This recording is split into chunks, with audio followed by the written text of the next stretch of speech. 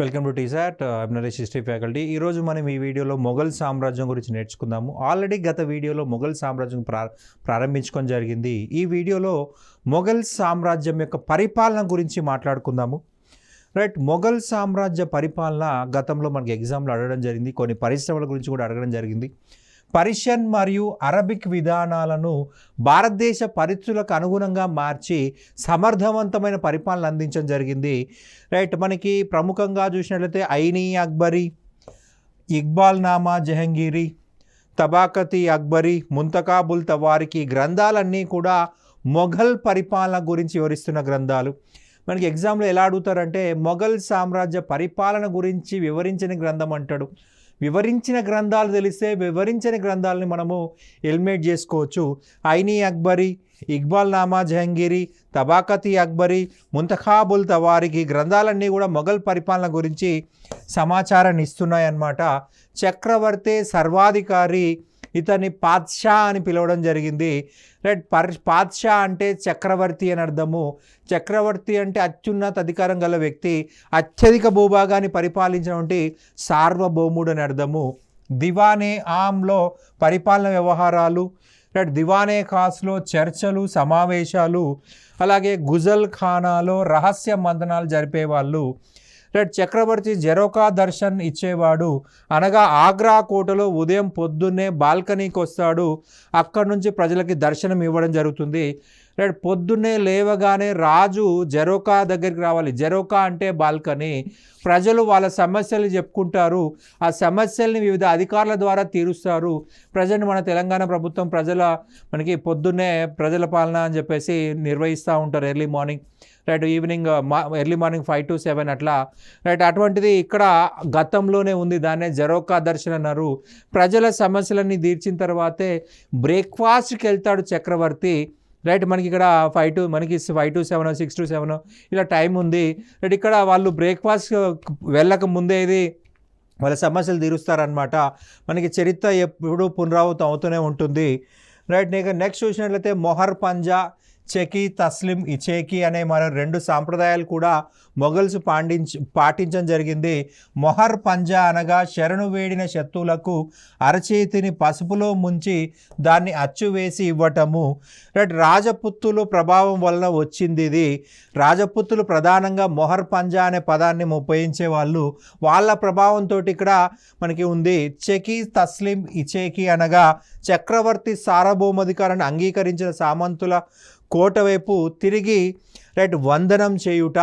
Right, మనకి చక్రవర్తి పాలనలో సహాయం చేయుటకు మంత్రి మండలి ఉండేది. ముఖ్యమంత్రిని వజీర్ అనేవారు. మనకి ముఖ్యమంత్రి, ప్రధానమంత్రి సిమిలర్గా వాడేవాళ్ళు. ముఖ్యమైన మంత్రి, ముఖ్యమంత్రి అంటే ప్రస్తుతం రాష్ట్రాల్లో ముఖ్యమంత్రి ఉన్నాడు, కేంద్రంలో ప్రధానమంత్రి, అది ఇది ఒకటేనా అనకండి. రైట్, రాజుకి సహాయకుడు ముఖ్యమైన మంత్రి, ముఖ్యమంత్రి వజీర్. రైట్, మనం ప్రధానమంత్రి అనొచ్చు, ముఖ్యమంత్రి రెండు కరెక్టే. ప్రజెంట్ మనం ముఖ్యమంత్రి అంటే రాష్ట్రానికి, ప్రధానమంత్రి అంటే దేశానికి అనుకుంటున్నాము. అప్పుడు అటువంటిది ఏమీ లేదు. వకీల్, మల్లిక్, దివాన్ ఇతరులు కూడా ఉన్నారు. ఆర్థిక వ్యవహారాలు, రాష్ట్ర దివాన్ల పర్యవేక్షణలో మనకి కార్యక్రమాలను వజీర్ నిర్వహిస్తాడనమాట. రైట్, మీర్ బక్షి సేనాపతి, రాజు తర్వాత పొజిషన్ అనమాట. రాజ్యంలో సైన్యానికి సర్వ సైన్యాధ్యక్షుడు చక్రవర్తి, పాద్షా. అతని తర్వాత పొజిషన్ సేనాపతి, మీర్ బక్షి అని చెప్పాల్సి ఉంటుంది. బరీద్ అనగా గూఢాచారి. రైట్, రాజ్యంలో మతం అంతా కూడా సదర్ అధీనంలో ఉంటుంది, మత పెద్ద. అలాగే విద్య అంతా కూడా ఇతని కంట్రోల్లోనే ఉంటుంది, విద్యాశాఖ అధికారి కూడా చెప్పాల్సి ఉంటుంది. కాజీ ఉల్ కజత్ అత్యున్నత న్యాయాధికారి. మీరీ సామాన్ అంతఃపుర సంరక్షకుడు.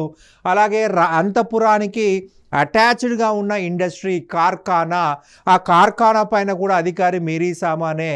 కార్ఖానా అంటే పరిశ్రమ. రాజు వాడే వస్తువులన్నీ కూడా ఈ కార్ఖానాలోనే తయారు చేయబడతాయి. రాజు బట్టలు కావచ్చు, రాజు ఆభరణాలు కావచ్చు, రాజు చెప్పులు కావచ్చు, రాజు వాడే కత్తులు కావచ్చు, ఇవన్నీ కూడా కార్ఖానాలో తయారవుతాయి. అది ఈ మీరీ సామాన్ అధీనంలో ఉంటాయి. అంతఃపురంలో ఉండే గూఢాచారులు కూడా మీరీ సామాన్ అధీనంలోనే ఉంటారు. అత్యంత ముఖ్యమైన పోస్ట్ అన్నమాట. వకియా నబీస్ వార్తా విలేకరులు. రైట్, వార్తలు సేకరించేవారు. ఖుఫియా నవీస్ రహస్య వార్తలు సేకరించేవారు. సుబా అనగా రాష్ట్రము, సుబా అధిపతిని సుబేదార్ అని చెప్పేసి లేదా సిఫా సాలార్ అని చెప్పేసి పిలిచేవారు. మనకి సుబా అంటే రాష్ట్రము. అక్బర్ కాలంలో 15 రాష్ట్రాలు ఉన్నాయండి. అక్బర్ కాలంలో 15 సుబాలు ఉన్నాయి. ఔరంగజేబ్ కాలంలో 21 సుబాలకు పెరిగింది. సుబాలో దివాన్ భూమి శిస్తు పర్యవేక్షణ అధికారి, అమీల్ భూమి శిస్తు వసూలు అధికారి, కాజీ ఫిర్యాదులు తీర్పులు, రైట్. మనకి కాజీ న్యాయమూర్తి మనకు ఈ యొక్క సుభాష్ స్థాయిలో ఉండేవాడు. బ్రిటిష్కి భూముల రికార్డులను తయారు చేయటం. పోద్దార్ అనొచ్చు, పోతేదార్ అనొచ్చు, 2 పదాలు వాడతారు. రాష్ట్ర కోశాధికారి. సుబాలను సర్కారులుగా విభజించారు. సర్కారులో ఫౌజ్దార్ ముఖ్య అధికారి, రైట్. సర్కార్లను పరగణాలుగా విభజించడం జరిగింది. పరగణాలో షిక్దార్ ముఖ్య అధికారిగా గుర్తుపెట్టుకోవాల్సి ఉంటుంది. తను రైట్ శాంతి భద్రతల్ని కాపాడుతాడు. చిట్ట చివరిది గ్రామము. గ్రామ పెద్ద పాలన నిర్వహించేవారు. గ్రామంలో ముకద్దం గ్రామ పెద్దగా భావించాల్సి ఉంటుంది. రైట్. అలాగే పట్వారీ అనే ఉద్యోగస్తులు ఉన్నారు. నగర పాలనకు కొత్వాల్ అనే అధికారి నిర్మించాడు. నగర పాలనలో కొత్వాల్ అనే అధికారిని నియమించేవారు. కొత్వాల్ అంటే సిటీ పోలీస్ కమిషన్ అని భావించాల్సి ఉంటుంది. రాజ్యానికి భూమి శిస్తు ప్రధాన ఆదాయ వనరుగా చెప్పాల్సి ఉంటుంది. రైట్. అక్బర్ అనేక సంస్కరణలు ప్రవేశపెట్టాడు. మనకి కల్సా భూములు, కల్సా రాజు యొక్క ప్రత్యక్ష అధీనంలో ఉన్న భూములు, రాజు ఖర్చు కోసం కేటాయించబడ్డ భూములు. జాగీర్దారీ భూమి, జీతానికి బదులుగా ఉద్యోగస్తులకి ఇవ్వబడిన భూమి జాగీర్దారీ భూమి. అలాగే సయూర్గల్, రైట్. దాన ధర్మాలు ఇనాంలు ఇవ్వబడ్డ భూమి. మత సంస్థలకి లేదా విద్యా సంస్థలకి ఇవ్వబడినటువంటి భూమి సయూర్గల్ భూమి అని చెప్పాల్సి ఉంటుంది. మొఘళ్ళ కాలంలో 4 రకాల భూమి శిస్తు విధానాలు ఉండేవి. గల్లా బక్షి, దాన్నే బతాయి అన్నారు. రైట్. బతాయి, రైట్. బతాయి కాదు బతాయి, రైట్. బతాయి, రైట్. రైతు మరియు యజమాని ప్రత్యేక నిష్పత్తిలో ధాన్యంను పంచుకునేవారు. నక్ష పంట దిగుబడితో సంబంధం లేకుండా జమీందారు రైతు మధ్య వాటాల రూపంలో పంచబడేది. రైట్. నెక్స్ట్ కాంకుత్ భూసారం ఆధారంగా పంటను అంచనా వేసి శిస్తు నిర్ణయించడము. జప్తి ప్రతి సంవత్సరం రైతు వేసే పంటను బట్టి పంట వాటాను నిర్ణయించే పద్ధతి. దీన్ని అక్బర్ తోడర్మల్ సహాయంతో మార్పులు చేశాడు. దీన్నే దహసాలా పద్ధతి అని, బందోబస్తు పద్ధతి అని అంటారు. జప్తీ విధానాన్ని రూపకర్త అంటే రాజా తోడర్మల్. రైట్. ఆ రాజా తోడర్మల్ ఎవరి కాలంలో ఆర్థిక మంత్రి అయ్యా అంటే అక్బర్ కాలంలో ఆర్థిక మంత్రిగా చెప్పాల్సి ఉంటుంది. దహసాలా అంటే 10 సంవత్సరాలు. గత 10 సంవత్సరాల పంటను ఆధారంగా చేసుకొని మనకి ఫర్ ఎగ్జాంపుల్ 2001 ఉంది. 2001లో 100 బ్యాగులు, 2002లో 200 బ్యాగులు, 2003లో 50 బ్యాగులు, 2004లో రైట్ 75 బ్యాగులు, 2005లో 60 బ్యాగులు, 2006లో 100 బ్యాగులు, 2008లో ఇట్లా 10 సంవత్సరాల పంటను తీసుకొని దాన్ని యావరేజ్ చేస్తారు. యావరేజ్ దాన్ని 11వ సంవత్సరానికి రైట్ ట్యాక్స్గా ఫిక్స్ చేస్తారు. దాన్నే దహసాలా పద్ధతి అని చెప్పేసి అంటారు. భూమిని కొలుచుటకు ఇలాహీ గజ్ అనేటువంటి కొలబద్దను ఉపయోగించడం జరిగింది. భూమిని వీళ్ళు 4 రకాలుగా విభజించడం జరిగింది. రైట్. పోలజ్ ప్రతి సంవత్సరం సాగు చేయబడేది. పరౌటి 2 ఏళ్లకు ఒకసారి సాగు చేయబడేది. చాచర్ 3 లేదా 4 ఏళ్లకు ఒకసారి సాగు చేయబడేది. బంజర్ దీన్నే బీడు భూములు అంటాం, సాగుకి పనికిరాని భూమి. రైట్. మొఘళ్ళ కాలంలో సొంత భూములు గల రైతులను కుదుకాస్తే అని, ఖుద్ అంటే సెల్ఫ్, కుదుకాస్తే అని, కౌలుదారులను పహీకస్త్ అని, రైతు కూలీలను మజూరియా అని పిలిచేవారు. మనకి ఇటువంటి పదాలే మనకి ఎగ్జామ్లో అడిగే అవకాశం ఉంటుంది. అందరూ వీటిని వదిలేస్తారు. మనం ఖచ్చితంగా చదివినట్లయితే మనకు గుర్తుపెట్టుకోవాల్సి ఉంటుంది. అవి మనకు మార్క్ వచ్చే అవకాశం ఉంటుంది. రైట్. సొంత భూములు ఉన్న రైతులు ఏమంటారు? కుద్దు కాస్తే. కుద్ అంటే సెల్ఫ్. కౌలుదారులు పహీకస్త్ వేరే వారి భూమిలో రైట్ వ్యవసాయం చేసుకునేవారు. రైట్. రైతు కూలీలు మజూరియాలు అని చెప్పేసి రైట్ గుర్తుపెట్టుకోవాలి. బంజరు భూములను సాగులోనికి తెచ్చిన 8 సంవత్సరాల వరకు ఎటువంటి పన్నులు ప్రభుత్వానికి చెల్లించిన అవసరం లేదు. ఎందుకంటే బంజరు భూమి నీళ్లు ఉండవు, గులకరాళ్ళు ఉంటాయి, అవి క్లీన్ చేయడానికి చాలా డబ్బు ఖర్చు అవుతుంది, నీళ్లు తెచ్చుకొని చాలా ఖర్చు అవుతుంది. సో పన్నులు రద్దు చేస్తే అత్యధిక భూములు వ్యవసాయం కిందకి వస్తాయి. 8వ సంవత్సరం తర్వాత పన్నులు చెల్లించాలి. అప్పుడు రాజుకే ఇన్కమ్ పెరుగుతుందన్నమాట. రైతుల భూమి హక్కును గుర్తిస్తూ పట్టా ఇవ్వబడింది. రైట్, ప్రతిగా రైతు విధేయత చూపిస్తూ కబూలియత్ పత్రాలను ప్రభుత్వానికి సమర్పించేవారు. రైట్, మొఘల్ సైన్యంలో చక్రవర్తి సైన్యము, మన్సబ్దారీ సైన్యం అనే 2 రకాల సైన్యాలు ఉండేవి. అశ్వదళానికి అత్యంత ప్రాధాన్యత ఇచ్చారు. మనకి గుర్రాలు అంటేనే వేగము. యుద్ధంలో ఎవరైతే వేగంగా ముందుకు వెళ్తారో వాళ్ళకే విజయం లభిస్తుంది. సో విజయం లభించాలంటే వేగంగా కదలాలి. సో అశ్వదళం వల్లనే వేగం ఉంటుంది కాబట్టి అశ్వదళానికి ప్రాధాన్యత ఇచ్చారు ఈ మొఘల్స్. మధ్యయుగ రాజులందరూ కూడా అశ్వదళానికే ప్రాధాన్యత ఇచ్చారు, కాల్బలానికి తక్కువ ప్రాధాన్యత ఇచ్చారు. యుద్ధంలో వేగం ఇంపార్టెంట్, గుర్రాల వల్ల వస్తుందన్నమాట. సైనిక వ్యవస్థలో అక్బర్ మన్సబ్దారీ వ్యవస్థను 1577లో ప్రవేశపెట్టాడు. మన్సబ్ అంటే హోదా. రైట్, మన్సబ్దారులలో 10 నుండి 12,000 వరకు వివిధ తరగతులు ఉండేవి. వీరికి వంశం పారపర్య హక్కులు ఉండేవి. రైట్, రాజుకి అవసరమైన సందర్భంలో సహాయం చేస్తారు. మన్సబ్దార్కు జాట్ మరియు సవార్ అనేటువంటి 2 హోదాలు ఇవ్వబడతాయి.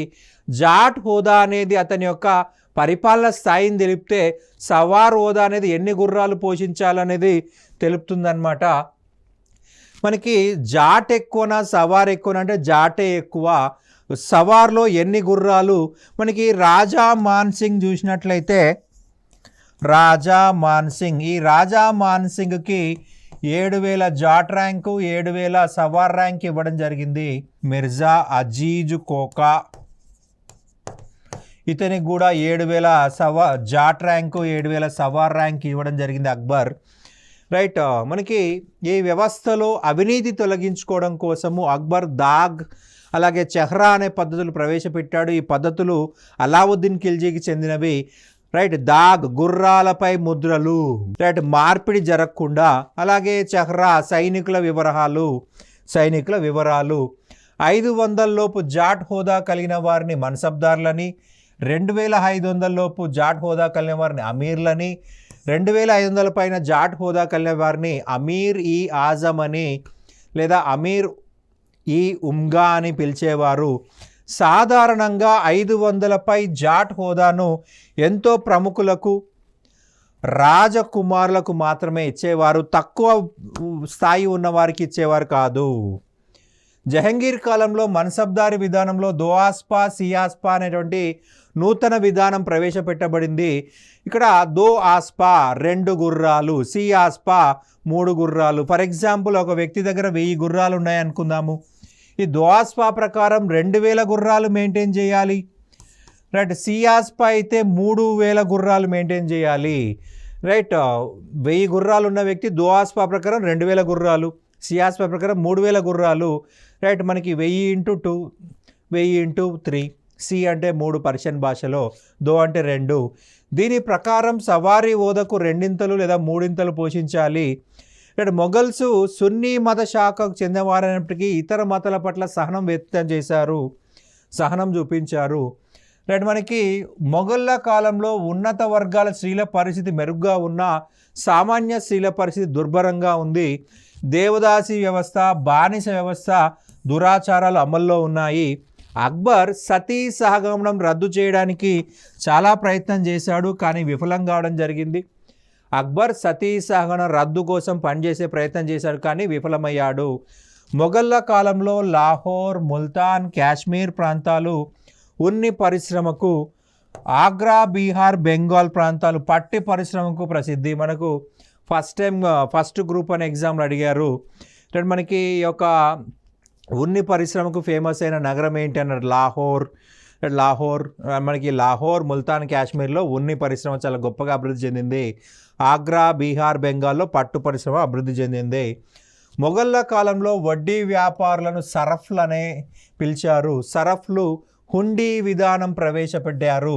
హుండీ అనగా మారకపు బిల్లు అని అర్థము. ఒక చోట డబ్బు జమ చేసి మరొక చోట పొందే విధానమే హుండీ విధానము. హుండీ విధానము. సేవలకు ప్రతిఫలంగా జీతాలు తీసుకునే మన్సబ్దారులను నకతీలని, భూముల్ని పొందేవారిని మన్సబ్దారులని, భూములు పొందిన మన్సబ్దారులను జాగీర్దారులను పిలిచారు. మనకి 100, 200, 300 లోపు ఉన్నటువంటి ఈ యొక్క మన్సబ్దారులకి డబ్బు రూపంలో ఇచ్చారు. 500 పైన ఉన్నటువంటి మన్సబ్దారులకి రైట్ భూములు ఇచ్చారు. అందుకే జాగీర్దారులని పిలవడం జరిగింది. రైట్ మనకి అందరూ నకతీలందరూ కూడా మన్సబ్దారులే, కానీ మన్సబ్దారులందరూ జాగీర్దారులు కాదనమాట. గుర్తుపెట్టుకోవాలి. జాగీర్దారులను వతన్ జాగీర్దారులు అనేవాళ్ళు. వారసత్వ హక్కు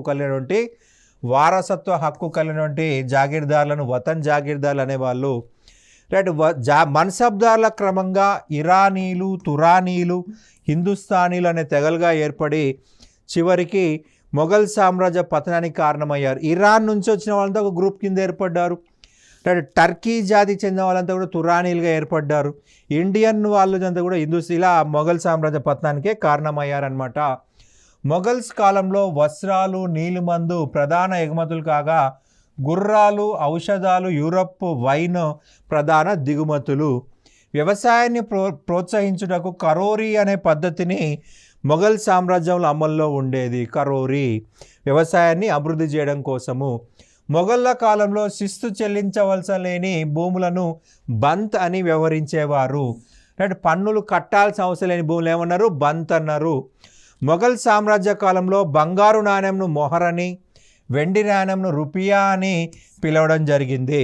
మొఘళ్ళ కాలంలో ముందుగా ఊహించబడిన భూమి శిస్తును జమా అని, వసూలు కాబడిన భూమి శిస్తును హసల్ అని అంటారు.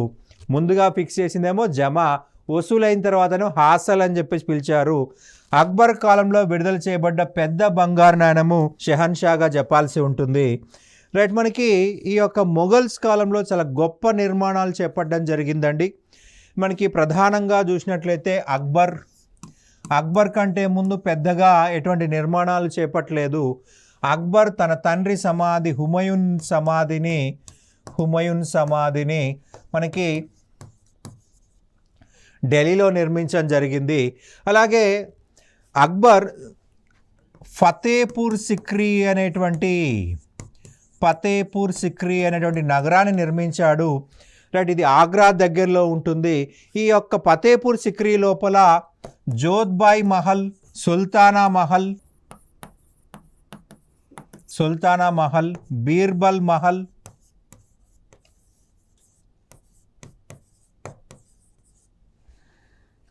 మరియు మనకి పంచమహల్ చూసినట్లయితే అజంతా ఎల్లోరా గుహల నిర్మాణం ఆధారంగా మనకి ఇక్కడ ఈ యొక్క పంచమహల్ని ఫతేపూర్ సిక్రీ లోపల నిర్మించడం జరిగింది. అలాగే జామా మసీదు, ఫతేపూర్ సిక్రీ లోపలే జామా మసీదు. మనకి ఢిల్లీలో జామా మసీద్ అంటే షాజహాన్, మనకి ఫతేపూర్ సిక్రీలో జామా మసీద్ అంటే అక్బర్ అని చెప్పాలి. ఈ జామా మసీదులో భాగంగా షేక్ సలీం చిస్తీ సమాధి, షేక్ సలీం చిస్తీ దర్గా. మనము సూఫీ సన్యాసుల యొక్క సమాధులని దర్గా అని చెప్పి చెప్పుకుంటాము. అండ్ ఇతని సమాధి ముందు లేదా ఇతని దర్గా ముందు బులంద్ దర్వాజాని నిర్మించడం జరిగింది. రైట్ మనకి ఇవి ప్రధానమైనవి. ఆగ్రా కోట చూసినట్లయితే ఆగ్రా కోటలో అక్బరీ మహల్, అలాగే జహంగీరీ మహల్ని నిర్మించాడు అక్బర్ సమాధి సికిందరాలో ఉంది. అలాగే మనకి జహంగీర్ తన మామ అయినటువంటి ఇతిమత్ ఉద్దౌలా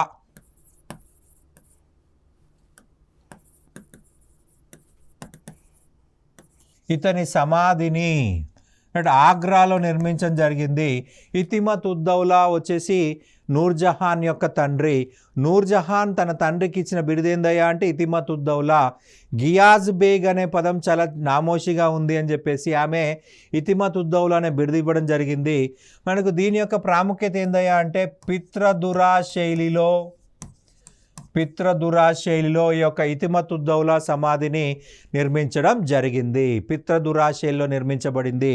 అత్యంత కాస్ట్లీ సమాధి ఇది అన్నమాట. కాస్ట్లీ శైలి అన్నమాట. ఇందులో రంగురాళ్ళు ఉపయోగిస్తారు, పాలరాయి ఉపయోగిస్తారు. రైట్, మనకి తైమూర్ సమాధి, హుమయూన్ సమాధిలోని ఫీచర్స్ తీసుకొని ఇందులో కట్టడం జరిగింది. రైట్, కట్టడం జరిగిందని చాలా గొప్పగా నిర్మించబడింది. అలాగే కాశ్మీర్లో షాలిమార్ గార్డెన్స్ నిర్మించాడు. షాలిమార్ గార్డెన్స్ నిర్మించడం జరిగింది.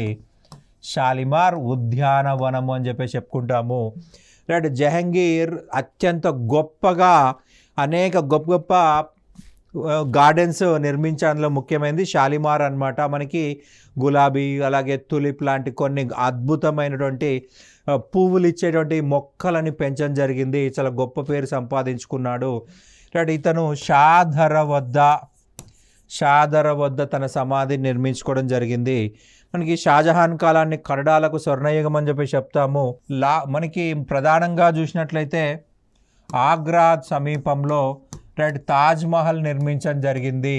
తాజ్మహల్ని నిర్మించడం జరిగింది. ఈ తాజ్మహల్ లోపల మనకి ప్రధానంగా డబల్ డోమ్ కనిపిస్తుందండి. 2 గుమ్మటాలు, డబల్ గుమ్మటాలు, 2 గుమ్మటాలు మరియు రైట్ మనకి గ్రిడ్ విధానం కనిపిస్తుంది. ఒక ఎత్తైన వేదిక పైన గ్రిడ్ విధానంలో నిర్మించబడ్డాయి. 4 మినార్లు కనిపిస్తాయి. 4 మినార్లు కనిపిస్తాయి. రైట్, ఉస్తాద్ ఈషా ఖాన్ అనే వ్యక్తి యొక్క తాజ్మహల్ యొక్క రైట్ ఇంజనీర్గా చెప్పాల్సి ఉంటుంది. మనకు ఢిల్లీ చూసినట్లయితే ఢిల్లీలో మనకు ఎర్రకోట, రైట్ ఎర్రకోట పరిసర ప్రాంతాలనే రైట్ షాజహానాబాద్ అని చెప్పేసి చెప్పడం జరిగింది. షాజహానాబాద్ అని చెప్పేసి చెప్పాడు. ఈ షాజహానాబాద్ లేదా ఎర్రకోట యొక్క చీఫ్ ఇంజనీర్ అంటే ఉస్తాద్ హమీద్ అని చెప్పాల్సి ఉంటుంది. ఉస్తాద్ హమీద్ అనే వ్యక్తి ఎర్రకోట యొక్క నిర్మాణము ఈ చీఫ్ ఇంజనీర్ అని చెప్పాల్సి ఉంటుంది. ఇందులో భాగంగా దివానే ఆమ్ అంటే సాధారణమైనటువంటి ప్రజలు రాజునొచ్చి కలవడం కోసము నిర్మించబడేటువంటి అంతఃపురము. అలాగే దివాన్ ఈ కాస్ అంటే ప్రైవేట్. సో ప్రైవేట్ వ్యక్తులు వచ్చి కలవడానికి గూఢాచారులు కావచ్చు, మంత్రులు కావచ్చు, విదేశీ రాయబారులు కావచ్చు, ప్రజలందరి ముందు కలవకూడదు కాబట్టి దివానే కాస్ నిర్మించాడు. అలాగే నెమలి సింహాసనం, రైట్ 1 కోటి రూపాయల ఖర్చుతోటి నెమలి సింహాసనం తయారు చేయడం జరిగింది. నెమలి సింహాసనము తయారు చేయడం జరిగింది. రైట్, మనకి ఇది పూర్తిగా వెండితో తయారు చేయబడిందండి నెమలి సింహాసనము. నెమలి కనుల కింద వజ్రాలు పొదగడం జరిగింది. నెమలి ఫిదర్స్ ఈకలు, ఆ ఈకల పైన కూడా మనకి రంగురాళ్ళు పెట్టడం జరిగింది. అందుకే 1 కోటి రూపాయలు ఖర్చు అయింది. బే బదల్ ఖాన్ అనే వ్యక్తి యొక్క నెమలి సింహాసనాన్ని రైట్ తయారు చేసిన వ్యక్తిగా చెప్పాల్సి ఉంటుంది. అమీర్ ఖుస్రూ ఈ యొక్క ఢిల్లీ సుల్తాన్ల కాలంలో చాలా చక్కగా ఒక కప్లెట్ రాశాడు. భూలోకంలో స్వర్గం ఉందంటే అది ఇదే, ఇంకేదో కాదు, అది ఇదే అని చెప్పేసి భారతదేశాన్ని పొగుడుతూ రాశాడు. ఈ షాజహాన్ ఏం చేశాడంటే ఈ యొక్క కప్లెట్ని 2 లైన్లున్న పద్యాన్ని నెమలి సింహాసనం పైన రాసుకోవడం జరిగింది. నెమలి సింహాసనం పైన రాయడం జరిగిందనమాట. బే బదల్ ఖాన్ రైట్ ఈ యొక్క షాజహాన్ కోరిక మేరకు బే బదల్ ఖాన్ రాశాడు. భూలోకంలో స్వర్గం ఉందంటే అది ఇదే, ఇంకేదో కదా అది ఇదే అని చెప్పేసి తన నెమలి సింహాసనం గురించి రాసుకున్నాడు. మనకి గతంలో ఒక క్వశ్చన్ అడిగారండి, నెమలి సింహాసనంపై కూర్చున్న చివరి మొఘల్ చక్రవర్తి మహమ్మద్ షా రంగీలా. ఈ మహమ్మద్ షా రంగీలా అనే వ్యక్తి రైట్ నాదిర్ షా చేతిలో ఓడిపోయాడు 1739లో. రైట్, ఓడిపోయి 70 కోట్లు నెమలి సింహాసనము మరియు రైట్ కోహినూర్ వజ్రాన్ని నాదిర్ షాకి ఇచ్చేసి ఇండియా నుంచి పంపించి వేయడం జరిగింది. రైట్, మనకి మరి ఒక ముఖ్యమైన అంశం వచ్చేసి రైట్ మనకి కోహినూర్ వజ్రము ఏ మొఘల్ చక్రవర్తి కాలంలో నాదిర్ షా దోచుకున్నాడు అంటాడు మహమ్మద్ షా రంగీలా. రైట్. రంగీలా ఏంటి అంటే ఇతనికి పరిపాలన చేయడానికి ప్రధానమంత్రులు అంగీకరించలేదు. సో మనకి ఒక సామెత ఉంది, ఖాళీగా ఉన్న బ్రెయిన్ దయ్యాల దిబ్బ అంటారు. సో అతను ఖాళీగా ఉండకుండా కథక్ డ్యాన్స్ నేర్చుకున్నాడు, హిందుస్థానీ సంగీతం నేర్చుకున్నాడు. సో విలాసాలకు ప్రాంతం ఇవ్వాల్సి వచ్చింది కాబట్టి అతనికి రంగీలా అనే బిరుదు వచ్చింది. రంగీలా అంటే విలాస పురుషుడు. మరి ఒక ముఖ్యమైన క్వశ్చన్ ఏమడిగారంటే ఉర్దూ ఏ మొఘల్ చక్రవర్తి కాలంలో అధికార భాష అయిందని అడిగారు. మహమ్మద్ షా రంగీలా కాలంలో అధికార భాష అయింది. మహమ్మద్ షా రంగీలా కాలంలో ఉర్దూ అధికార భాషగా వచ్చిందనమాట. అంటే నాదిర్ షా అనేవాడు మహమ్మద్ షా రంగీలాను ఓడించి ఈ యొక్క నెమలి సింహాసనాన్ని, కోహినూర్ వజ్రాన్ని మరియు 70 కోట్ల రూపాయలు దోచుకెళ్లడం జరిగింది. అంటే ఇతని కాలంలో ఏర్పడ్డ రాజ్యమే అసఫ్జాహీ రాజ్యము. అసఫ్జాహీ రాజ్యము 1724లో మీర్ ఖమ్రుద్దీన్ అనే వ్యక్తి రైట్ దక్షిణ భారతదేశానికి వెళ్ళిపోయి ఔరంగాబాద్ రాజధానిగా అసఫ్జాహీ రాజ్యాన్ని ఏర్పాటు చేయడం జరిగింది మహమ్మద్ షా రంగీలా కాలంలో. అలాగే 1717లో ఫరూక్ సియర్ బ్రిటిష్ వారికి రైట్ బంగారు ఫర్మానా జారీ చేయడం జరిగింది. బంగారు ఫర్మానా జారీ చేయడం జరిగింది.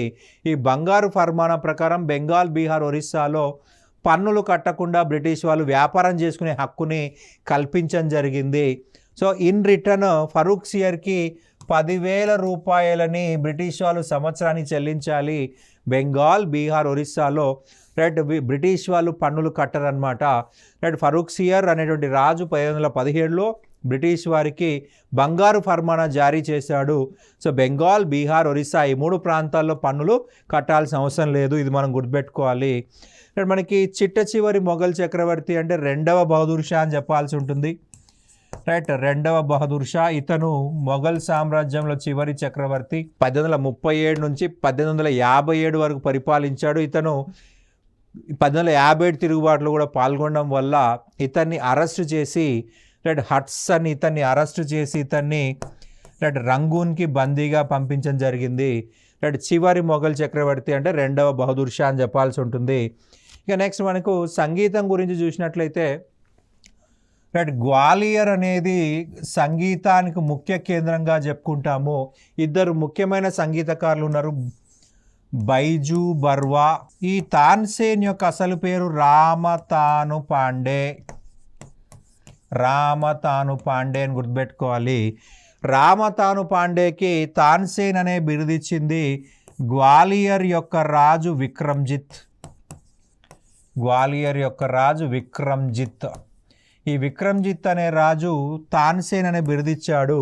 అక్బర్ ఇతనికి మియాన్ అనే బిరుదు ఇవ్వడం జరిగింది. సో మియాన్ తాన్సేన్ అని చెప్పేసి పిలవడం జరుగుతుంది ఈ యొక్క తాన్సేన్ని. అక్బర్ ఇచ్చిన బిరుదు ఏంటి? మియాన్. గ్వాలియర్ రాజు విక్రమ్జిత్ ఇచ్చిన బిరుదు ఏంటి? తాన్సేన్. అసలు పేరేంటి? రామతాను పాండే. రైట్ ఇతను రుద్రవీణ అనేటువంటి సంగీత పరికరాన్ని కనుగొనడం జరిగింది. రైట్ మనకి షాజహాన్ అలాగే ఈ యొక్క మిగిలిన చక్రవర్తులు సంగీతాన్ని కూడా ప్రాధాన్యత ఇవ్వడం జరిగింది. భారతదేశానికి అనేక మంది మొఘల్స్ కాలంలో రాయబారులు వచ్చారు. అక్బర్ కాలంలో వచ్చినటువంటి రాయబారి రాల్ఫ్ ఫిచ్ అక్బర్ కాలంలో భారతదేశానికి వచ్చిన బ్రిటిష్ వ్యక్తి రాల్ఫ్ ఫిచ్ అని చెప్పాలి. అలాగే మనకు ప్రధానంగా చూసినట్లయితే బెర్నియర్, టావెర్నియర్, షాజహాన్, ఔరంగజేబ్ కాలంలో ఇండియాకు రావడం జరిగింది. రైట్ ఇది మనకు ప్రధానంగా మొఘల్ సామ్రాజ్యం యొక్క చరిత్ర. Thank you.